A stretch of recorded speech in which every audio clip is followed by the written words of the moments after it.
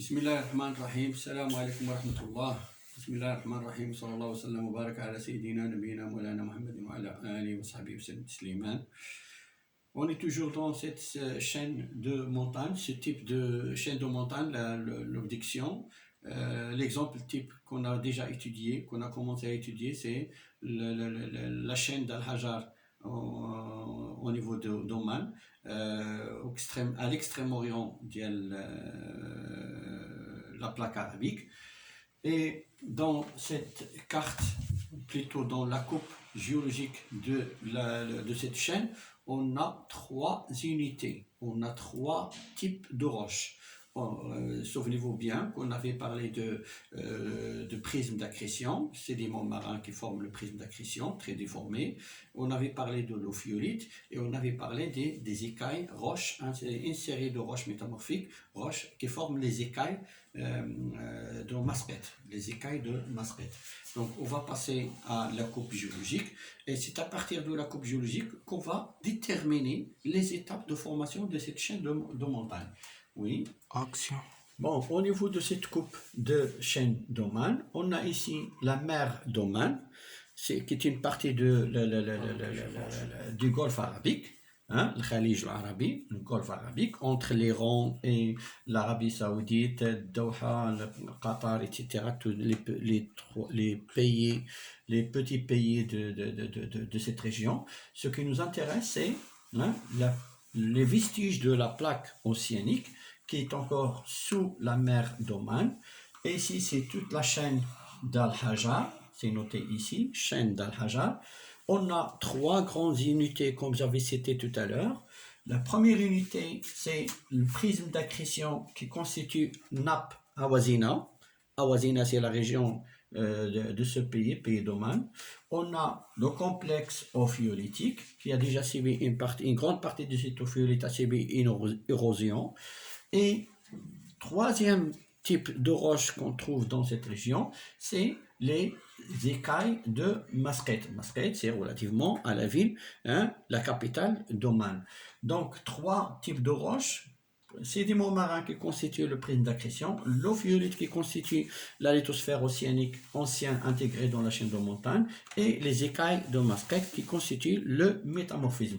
Donc, puisqu'on a prisme d'accrétion, on a l'ophiolite, on a le métamorphisme. Le prisme d'accrétion est le témoin de la subduction. L'ophiolite est le témoin de deux choses, l'existence d'un ancien océan dans la région et elle témoigne des phénomènes d'obduction. Les écailles de Masret, elles témoignent d'une élévation de pression de température qui a abouti à la formation, plutôt la transformation de ces roches pour donner des roches métamorphiques. Donc on a trois étapes. L'existence d'un océan, voilà. Il y avait ici, entre l'Arabie saoudite, entre la plaque arabique plutôt, et l'Eurasie, un océan, un grand océan qui s'appelait le Tétis. Grâce au déplacement plutôt de la plaque africaine et la plaque arabique avec tout ensemble, qui se déplacent vers l'est ou plutôt vers le nord-est. Et là, il y a apparition d'une faille, une grande faille, une faille majeure, voilà, toute une grande faille au niveau de cet océan, sur une grande surface. Cette faille, hein, au niveau de la plaque océanique, aboutit à un prisme plutôt abouti à une subduction. Cette subduction c'est pas comme le type qu'on a déjà étudié dans le premier paragraphe, c'est un type de subduction où on a enfouissement d'une partie de la plaque océanique sous une autre partie océanique, c'est-à-dire que la plaque océanique subduite est océanique, la plaque chevauchante est aussi de type océanique, c'est-à-dire chevauchement, enfouissement d'une plaque océanique sous une autre plaque océanique. Et bien évidemment, il n'a pas abouti à un magmatisme parce qu'il n'y avait pas élévation de température, mais elle a donné naissance à un prisme d'accrétion. c'est le futur Awazina. Mais ici, hein, à cet âge-là, il n'y a pas encore formation de la chaîne de montagne. Cette progression de cette partie de la plaque lithosphérique grâce au rapprochement des deux plaques, je reviens ici, rapprochement des deux plaques, cette progression se continue jusqu'à arriver au niveau de la croûte continentale et on parle d'un début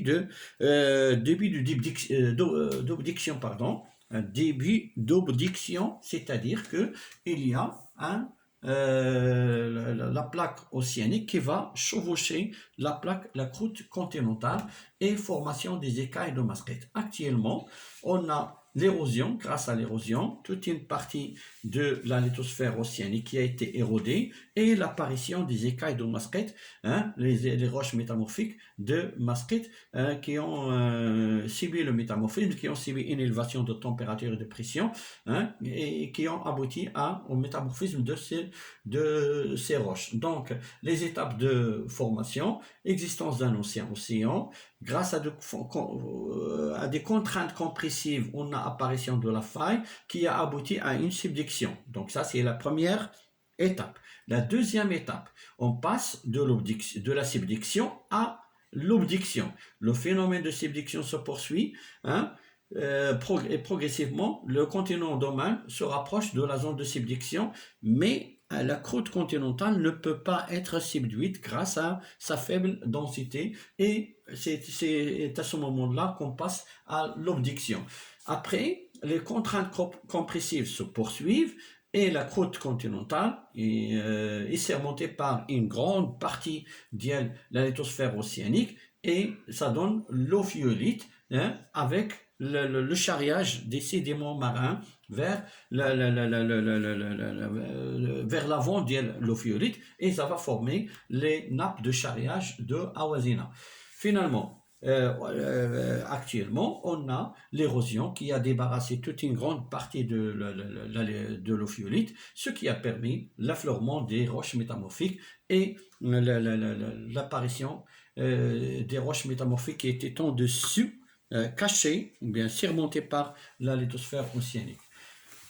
Bon, c'est ça les étapes de formation. Vous allez apprendre par cœur les étapes et savoir faire des schémas comme on a fait dans ce paragraphe. La première étape, deuxième étape, troisième étape et l'actuel. L'actuel, c'est pas la peine de le mettre sous forme d'un schéma, mais il faut prendre tout simplement les deux étapes, l'existence d'un océan avec la faille, la subduction intra-océanique et finalement l'obduction. Wassalamu alaikum wa rahmatullah.